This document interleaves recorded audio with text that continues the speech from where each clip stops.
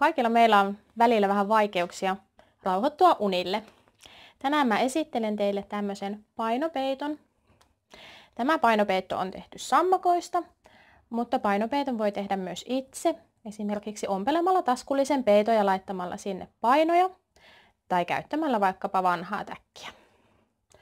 Painopeittoa käytetään siinä vaiheessa, kun lapsi on menossa nukkumaan ja on vielä levoton.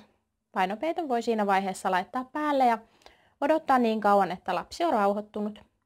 Ja muistaa sitten ottaa sen pois, kun lapsi on nukahtanut.